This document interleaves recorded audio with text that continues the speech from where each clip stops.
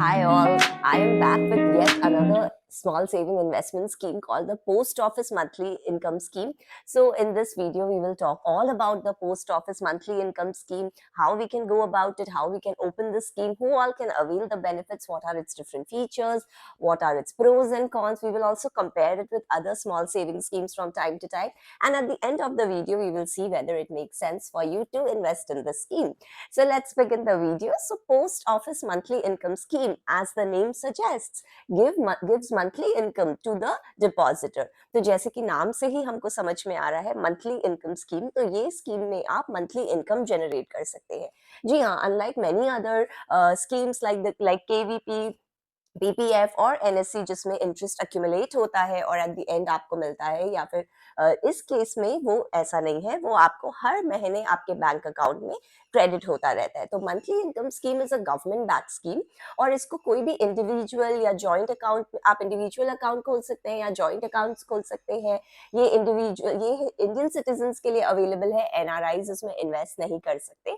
अगर आप माइनर के लिए करना चाहें तो आप इसमें इन्वेस्ट कर सकते हैं. सो इंडिविजुअल अकाउंट होल्डर्स को 9 लाख तक का लिमिट है और फिर जो जॉइंट अकाउंट होल्डर्स है उनके लिए 15 लाख का लिमिट है. जी हाँ, ये भी एक स्टार्क डिफरेंस है फ्रॉम अदर इन्वेस्टमेंट स्कीम्स जिसमें कि कोई अपर लिमिट नहीं है, लेकिन इस केस में आपको एक लिमिट है कि आप इतने तक ही इन्वेस्ट कर सकते हैं. लेकिन मिनिमम जो इसका अमाउंट है वो बहुत कम है. To start the investment you can just start with ₹100. तो ये आपका एक बहुत ही आप इजी है for anyone to begin in this scheme, because unlike many other schemes like NSC, और इस केस में सिर्फ ₹100 से आप खोल सकते हैं, जबकि एनएससी में इट वाज ₹1000.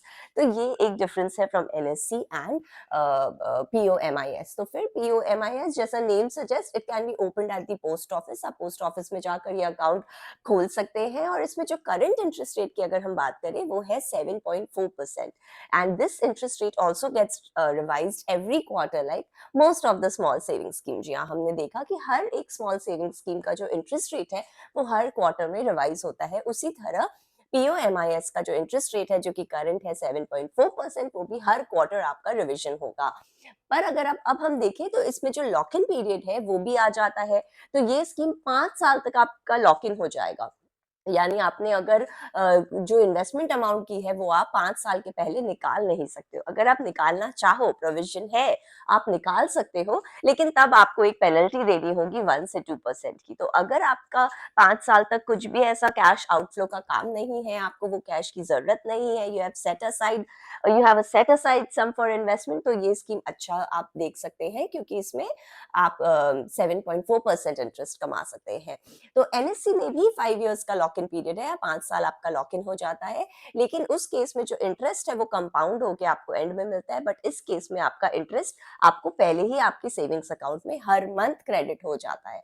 तो जो मंथली इनकम जिनको चाहिए, जिनकी वो रिक्वायरमेंट है, उनके लिए ये स्कीम बेस्ट है क्योंकि इंटरेस्ट रेट डिसेंट है और आपको ये हर मंथ में आपको पे आउट मिल जाता है.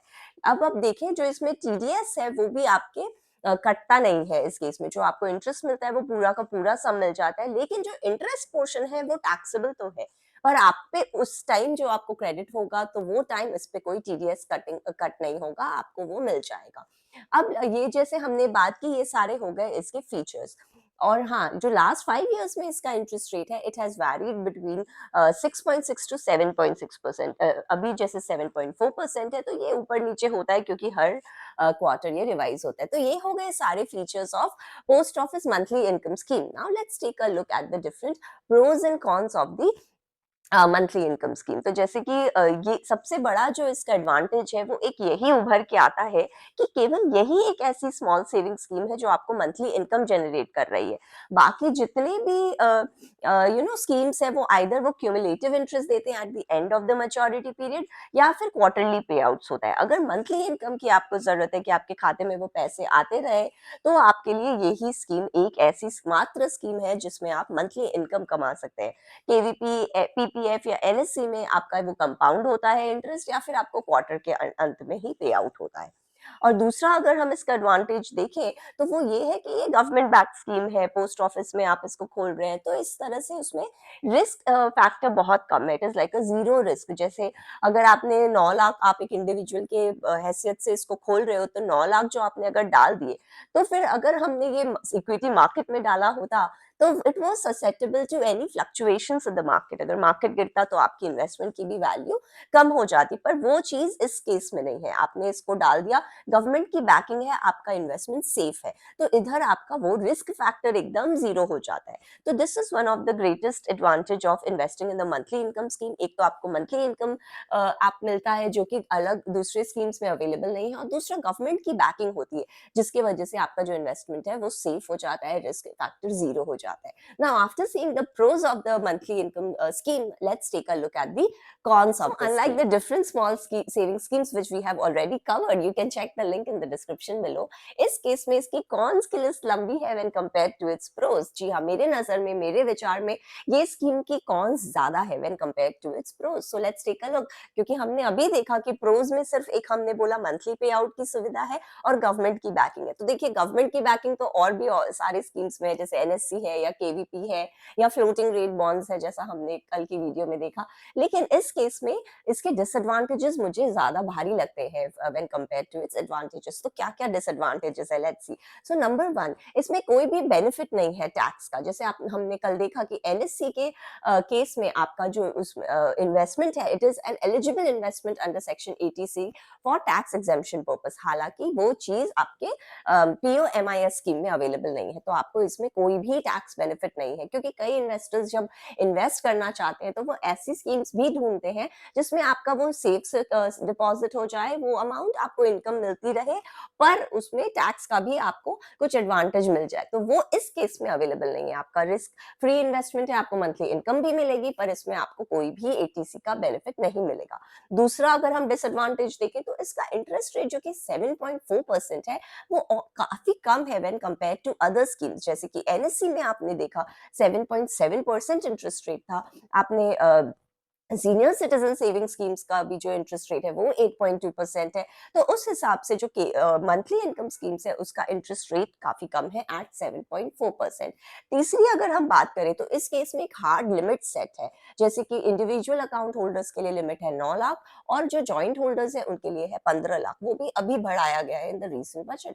लेकिन ये ऐसा कुछ भी लिमिटेशन नहीं है when compare to others like KVP और एनएससी। तो वो भी एक लिमिटिंग फैक्टर हो जाता है in the minds of the people, because अगर किसी के पास ज्यादा सम है, वो चाहते हैं कुछ ऐसी जगह इन्वेस्ट करें जहां मंथली इनकम मिलते रहे और वो सिक्योर भी हो, तो वो आपका इस केस में अवेलेबल नहीं है, बिकॉज इधर एक लिमिट हो जाती है, आप 9 लाख या 15 लाख से ज्यादा इन्वेस्ट नहीं कर सकते। चौथा, अगर हम बात करें तो आप इस पे कोई भी लोन अवेल नहीं कर सकते। जी हाँ, जैसे एनएससी को आप एज अ कोलैटरल रखकर इस पे लोन अवेल कर सकते हैं, but that is not the case with POMIS, so you cannot even sell it or you cannot even claim a loan on it.